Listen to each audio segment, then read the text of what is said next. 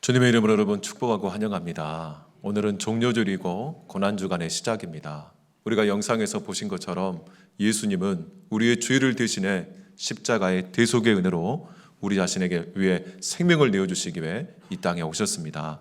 오늘 처음 온 우리 연우도 있고 또 우리 교회를 믿고 맡겨주신 또 부모님들도 계시고 또 하나님의 은혜 가운데 오늘 이렇게 예배에 참여한 우리 모든 성도들이 붙들어야 할 정말 진리는 무엇입니까? 우리가 우리의 구원을 위해서 내가 애쓰고 노력해서 나의 의를 쌓고 내가 노력한다고 구원받는 것이 아니라 예수님께서 우리의 죄를 위해 우리의 구원과 우리의 행복을 위한 모든 일들을 십자가에서 다 이루어 주셨음을 믿으시기를 주님의 이름으로 축원합니다. 그래서 예수님의 공로, 예수님의 의 때문에 우리가 구원을 받기에 우리의 연약함 가운데 무너지고 넘어져도 우리는 다시 일어날 수 있고 하나님의 그 무한하신 사랑과 은혜 가운데서 우리가 서로 사랑하고 섬길 수 있는 우리가 그 여정으로 나아갈 수 있다고 하는 것입니다. 여러분, 이 고난주간은요, 예수님의 고난과 예수님의 부활을 따로 띄어서 생각하시면 안 돼요. 여러분, 예수님의 고난을 우리가 묵상한다고 나도 고행을 하고 나도 고생을 좀 해보겠다고 그렇게 몸부림치는 기간이 아닙니다. 자기 의를 쌓는 기간이 아니에요. 이 기간은 어떤 기간입니까? 예수님의 그 고난을 통해 베풀어 주신 그 예수님의 사랑과 은혜를 우리가 누리면서 예수님처럼 사랑하고 예수님처럼 섬기기 위해 우리가 힘쓰고 노력하는 기간이 되기를 주님의 이름으로 축원합니다. 그래서 우리 사랑하는 친구들은요, 이 기간에 우리 엄마 아빠를 더 사랑하기 위해서 연습하고 노력해야 돼요. 또 우리 사랑하는 부모님들은 우리 사랑하는 자녀들을 더 사랑하고 용서하고 용납하기 위해 우리가 힘쓰고 노력하는 기간이 되어야 합니다.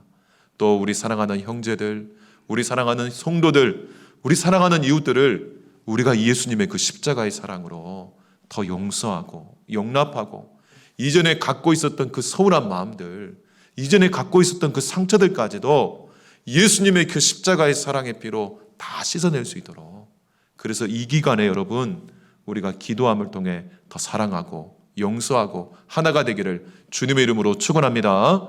특별히 여러분, 이 고난주간은요, 특별한 은혜가 있는 기간입니다. 왜 그럴까요? 지구상의 모든 하나님의 자녀들이 이 기간에 함께 기도하는 기간이기 때문에 그렇습니다. 하나님의 자녀들, 하나님의 사람들, 정말 예수를 구주로 믿고 하나님을 아버지라고 모시는 우리 모든 성도들이요, 이 기간에 특별히 금식하고 이 기간에 특별히 함께 기도하기 때문에 우리가 함께 기도하는 가운데 그 큰 은혜의 여정에 함께 올라타는 겁니다.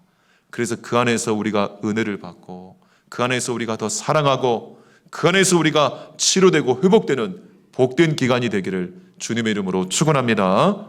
우리는 계속해서 지난주부터 누가복음 15장에서 이 탕자의 비유를 통해 이 작은 아들과 큰 아들의 품어주시고 베풀어 주시는 아버지의 사랑을 우리가 살펴보고 있습니다. 여러분, 지난주에 우리가 작은 아들의 모습을 살펴보지 않았습니까? 기억나십니까?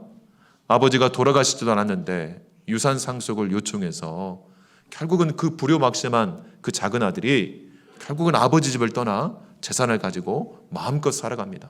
그러다가 어떻게 합니까? 정말 주어진 자유를 가지고 그 모든 유산을 다 탕진해버리고 정말 종처럼 노예처럼 살다가 결국은 아버지 품으로 돌아오게 되는 것을 우리가 살펴보았습니다. 거기에서 우리가 무엇을 확인할 수 있었습니까?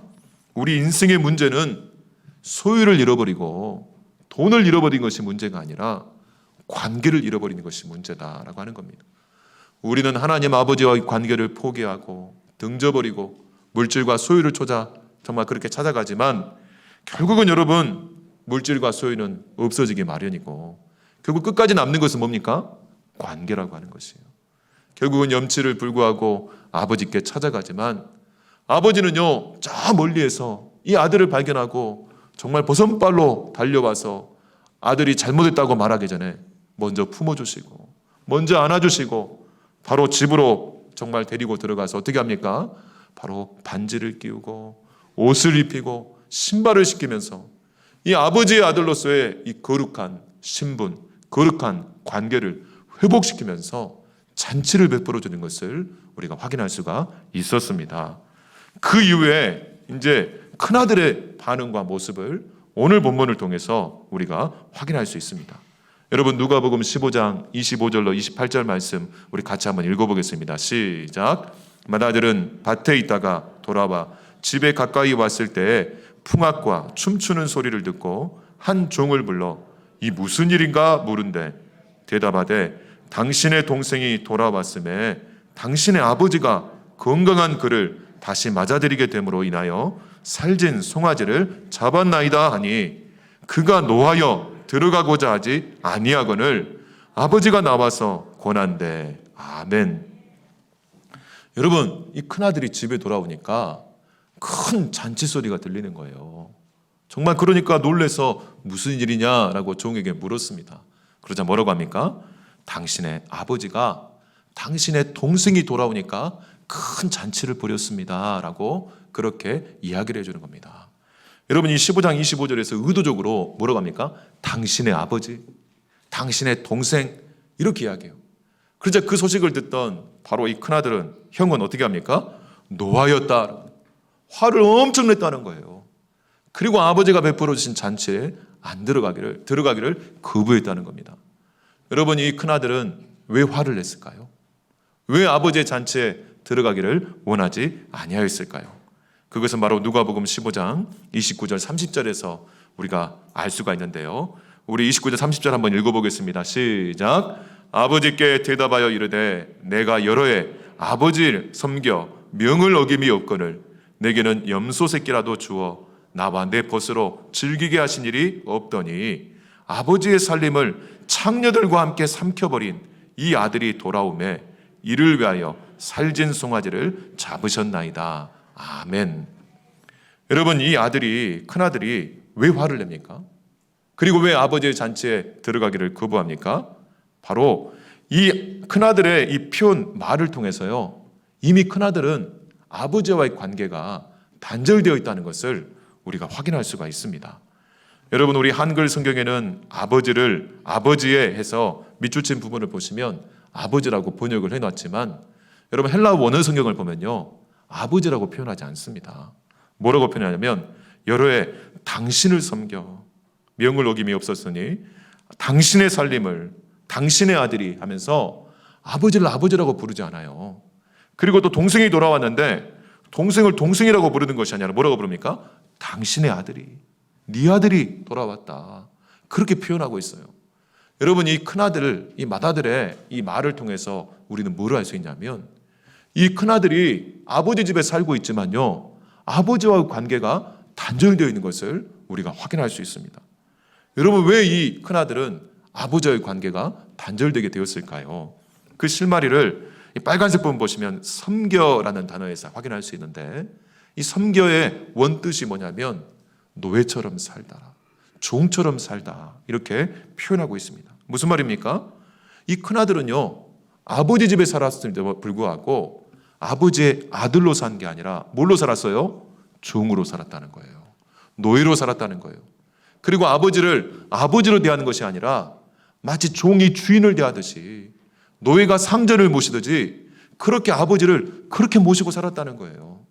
그렇다면 이 큰아들은요, 왜 아들이 되지 못하고 종처럼 살았을까요? 그 이유는 무엇이냐면 아버지와의 관계보다 뭐를 바라보고 살았습니까? 아버지의 재산을 바라보고 살았기 때문입니다. 결국은 여러분이 이 큰아들도요, 동생처럼 도망치지 않고 아버지의 유산을 갖고 나가진 않았지만 여전히 집 안에 머물면서 아버지와의 관계보다는 아버지와의 물질, 아버지의 소유, 거기에 관심을 갖고 그것을 위해 살았기 때문에 아버지와의 관계가 없기 때문에 어떻게 돼요? 아버지와의 아들로 산 게 아니라 뭘로 살았다는 거예요? 아버지의 노예가 되고 나아가서는 이 돈의 노예가 되어서 돈의 노예가 되어버렸기 때문에 아버지의 아들로 산 게 아니라 종처럼 살았다. 그렇게 우리에게 알려주고 있는 것입니다. 여러분, 이처럼 우리가 인생을 살아가면서 작은 알도 그러지 않았습니까? 아버지와의 관계보다 아버지의 물질을 빨리 받고 그것 가지고 살면 내 마음껏 정말 행복하게 살 것이라고 생각하고 불효막심한 짓을 저지르면서 아버지와의 관계를 포기하고 아버지의 돈을 가지고 나아가서 탕진했지만 차라리 나은 것은 이 작은 아들은 어떻습니까? 다시 아버지의 관계의 소중함을 깨닫고 아버지에게 돌아왔어요. 그래서 아버지가 잔치를 벌이는 겁니다. 그런데 큰아들은 문제가 뭡니까? 아버지 곁에 함께 살고 있지만 아버지와의 관계가 중요한 것이 아니라 아버지의 유산, 아버지의 돈을 여전히 바라보고 살아가기 때문에 결국 소유보다 관계를 우선하는 것이 아니라 관계보다 그 소유를 우선하여서 그 물질과 소유의 노예가 되어서 아버지 아들로 살지 못하고 돈의 노예가 되어서 지금 살아가고 있는 것을 볼 수가 있습니다. 여러분, 이처럼 우리가 관계를 소중히 여기지 않고요, 물질과 소유를 소중히 여기는 순간 우리 주변에 아버지와 아들과의 관계도 이렇게 깨져버리고요, 동생과 형의 관계도 이렇게 깨져버리고요, 심지어는 남편과 아내의 관계도 깨지고 정말 모든 우리의 소중한 관계들이 다 깨져버린다는 거예요. 그렇기 때문에 여러분, 이 큰아들도 겉으로 보면 멀쩡한 아들이고 충성스럽고 아버지를 위해서 열심히 일하는 아들처럼 보이지만 아니라는 거예요. 아버지의 아들이 아니라 돈의 노예가 되어서, 돈의 종이 되어서 아버지의 그 기쁨을 함께하지 못하고 동생이 돌아왔는데 그것을 기뻐하지 못하고 있는 것을 우리가 오늘 본문을 통해 확인할 수 있습니다. 게다가 여러분, 이 큰아들은 돈의 노예가 되었기 때문에 지금 무엇 때문에 분노하는 겁니까? 자기 돈을 또 뺏길 것이 좀 화가 나는 거예요. 무슨 말이냐 하면 당시 유대인들은 이 유산을 어떻게 분배했냐면 큰아들에게 2몫을 주고 작은 아들에게 1몫을 줬습니다. 그러니까 작은 아들이 3분의 1의 유산을 할당받아서 나가서 다 탕진해버렸어요. 그럼 남은 3분의 1은 누구 것입니까? 형 건데 동생이 다시 돌아와서 아버지가 정말 반지를 끼워주고 옷을 입혀주고 이렇게 신발을 신긴 건 뭐예요? 관계 회복이에요. 다시 내 아들로 받아들이겠다라고 하는 거예요. 이건 무슨 말입니까? 다시 유산을 상속할 수 있는 겁니다. 남은 유산은 다 내 것인데, 내 것이 되어야 할 것인데 내가 그 돈 보고 지금까지 꾹꾹 참으며 종처럼 일하고 살았는데 그 남은 유산을 또 3분의 1을 띄어서 저 동생에게 줘야 한다는 그 사실이 이 형에게 분노를 일으킨 겁니다. 그리고 그 잔치가 될 수 없는 거예요. 그래서 그렇게 화를 내고 있는 것을 오늘 본문을 통해 확인할 수 있습니다. 근데 여러분, 이 누가복음 15장에 보면 3가지 비유가 나옵니다. 첫 번째 일은 양의 비유가 나오고요, 두 번째는 일은 동전의 비유가 나오고, 세 번째가 바로 우리가 살펴보는 일은 아들의 비유가 나오는데, 근데 여러분, 이 3가지 비유는 공통점이 뭡니까? 다 잃어버렸어요. 잃었다가 찾게 된 공통점이 있습니다. 그런데 차이점이 있는데요, 잃은 양의 비유와 잃은 동전의 비유에서 보면 이 양을 잃어버리고 동전을 잃어버렸기 때문에 그것을 찾으러 간 사람이 나와요. 찾으러 가서 고생해서 결국은 양을 찾고 동전을 찾았을 때 참으로 기뻐하고 감사하는 것을 우리가 확인할 수 있습니다. 그런데 이 잃은 아들의 비유를 보면요, 찾으러 가는 사람이 있습니까? 없습니까? 없어요. 그리고 찾으러 가지 않았지만 돌아왔어요. 돌아오는데 기뻐합니까? 기뻐하지 않습니까? 기뻐하지 않는 거예요. 예수님께서 이 누가복음 15장에 이 잃어버린 양과 동전과 아들의 비유를 통해 의도적으로 이 3번째 비유를 통해 예수님이 우리에게 무엇을 말씀하는 겁니까? 지금 아들을 잃어버렸어요, 아버지가. 또 동생을 잃어버렸어요, 형이. 그러면 이 동생을 찾으러 갈 사람은 누구입니까? 다름 아니라 아버지의 큰아들이고 동생이 형이 찾으러 가야 마땅하다라고 하는 거예요.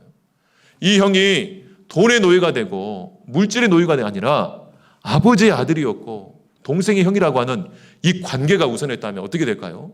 아버지의 마음을 알았을 것이에요. 아버지가 동생이 돌아오지 않는 그 안타까운 상실의 마음을 알고 아버지에게 가서 뭐라고 합니까?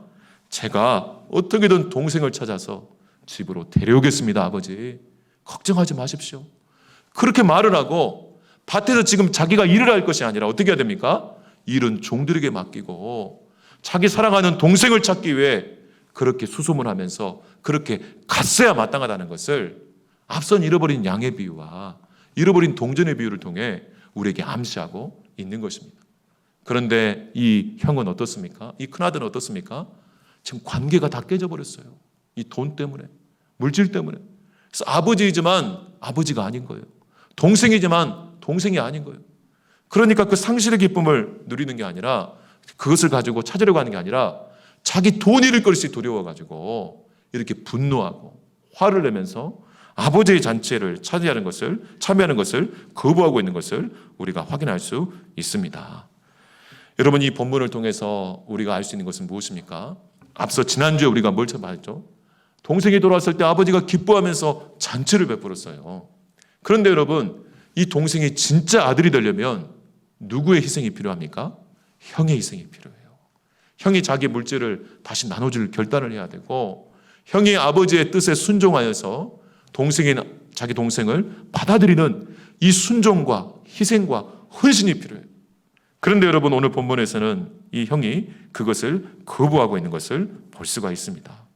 이처럼 아버지가 동생을 그냥 용서할 수 없고 반드시 형의 희생과 대가와 순종이 있어야지만 이 동생을 진짜 아들로, 진짜 동생으로 맞아들일 수 있다라고 하는 것을 우리에게 보여주고 있습니다. 여러분, 여기에서 진정한 형은 어떤 사람입니까? 어떤 대가를 치르고서라도 자기 동생을 용서하고 찾아오는 사람이에요. 어떤 희생을 치르고라도 아버지의 뜻에 순종하면서 아버지에게 기쁨이 되기 위해 그렇게 노력하는 사람이 진정한 형인데, 오늘 본문의 이 형은 그 역할을 감당하지 못하는 것을 우리가 확인할 수가 있다는 겁니다. 그렇다면 여러분, 우리 인생에 진정한 형이 되시는 분이 계시는데 그분이 누구이실까요? 바로 예수 그리스도예요. 여러분, 이번 고난주간에 우리 인생에 우리를 찾아오시는 진정한 형이 되시는 이 예수 그리스도를 만나시기를 주님의 이름으로 축원합니다. 왜냐하면 예수님은요, 정말 아버지의 뜻에 순종하고 아버지가 간절히 돌아오기를 하는 자기의 동생들, 아버지의 자녀들을 위해 자기 생명을 내어주시고 자기의 목숨과 자기 생명을 희생해서라도 동생들을 아버지께 인도하기 위해 큰 희생과 큰 대가를 치르신 진정한 형님이라고 우리에게 말씀하고 있는 거예요. 그러므로 진정한 형이신 이 예수 그리스도의 희생이 없이는 우리 모든 동생들은요, 하늘 아버지께 나아갈 수 있는 길이 없다는 것을 이 비유를 통해 우리에게 말씀해 주고 있는 것입니다. 여러분, 이 누가복음 15장의 비유를 누가 듣고 있냐면요, 장녀와 세리와 앞서 작은 동생들, 작은 아들처럼 하나님을 떠나버리고 자기의 욕심과 욕망에 무너졌던 주인들이 한쪽에서 듣고 있어요. 그리고 또 누가 듣고 있습니까? 자칭 의인이라고 하면서 바리새인들과 서기관들과 정말 자기 의를 주장하는 이 종교 지도자들이 한쪽에서 듣고 있는 것이. 그래서 이 누가복음 15장에 잃어버린 아들의 비유를 통해 앞서 작은 아들에 해당하는 사람들에게 아버지의 하나님 용서와 사랑 가운데 그 관계를 회복하러 초청하실 뿐만 아니라 자칭 의인이라고 주장하면서 종교 지도자로 가는 자들에게 너희가 진짜 하나님 아버지의 마음을 알고 저 주인된 동생들을 위해 너희가 먼저 희생하고 섬기고 아버지의 뜻에 복종해야 한다는 것을 이 비유를 통해 우리에게 말씀해 주고 있는 것입니다. 여러분, 오늘 우리가 성찬을 행합니다. 이 성찬은 뭘 의미합니까? 바로 예수님이 십자가에 우리를 대신해 죽어주시고 희생당하신 그 사랑을 우리에게 의미해요. 그래서 이 떡은 바로 예수님의 살을, 또 이 포도주는 이 예수님의 피를 의미합니다. 여러분, 이 떡과 잔을 먹고 마신다는 것은 뭘 의미합니까? 우리가 음식을 먹는다는 걸 뭘 의미해요? 먹히기 전에 그 먹히는 음식은요, 죽어야지만 우리에게 먹힐 수가 있는 거예요. 그래서 여러분, 우리가 먹으려면 그 대상은 반드시 먼저 죽임을 당해야 됩니다. 우리를 살리기 위해 우리의 생명의 양식이 되시고 생명의 음료가 되기 위해 예수님이 먼저 희생당하고 죽임을 당하셨다는 겁니다. 여러분, 우리가 밥을 먹지 않습니까? 이 밥이 되기 위해 벼가 목베임을 당하고, 그리고 어떻습니까? 그렇게 탈곡을 당하면서 매질을 당하고, 또 그렇게 불려지고, 또 뜨거운 불에 데워져야지만 우리에게 밥이 되어서 우리 생명을 유지할 수 있는 것처럼 예수님이 큰 희생을 치르시며 죽임당하시며 고난당했기 때문에 우리가 그 생명의 밥을 먹고 우리가 힘있게 살아갈 수가 있다는 겁니다. 여러분, 이 땅의 동식물들은요, 반드시 스스로 생명을 유지할 수가 없어요. 무엇인가를 먹어야지만 살 수가 있습니다. 마찬가지로 우리 영혼은 우리의 생명의 양식이 되시는 우리 큰형님 되시는 예수님을 먹고 마셔야지만 우리가 살아갈 수 있음을 믿으시기를 주님의 이름으로 축원합니다. 앞서 큰아들인 바로 이 아들은 아버지의 잔치를 거부했지만 진정한 큰아들 되시고 진정한 우리의 형님이 되시는 예수님은 아버지의 잔치를 수종드리기 위해 자기 생명을 아버지 뜻 가운데 바치고 순종했다는 것을 우리가 기억하고, 여러분, 이 생명의 밥이 되시는 예수님을 먹고 마시는 우리가 뭐가 되어야 되겠습니까?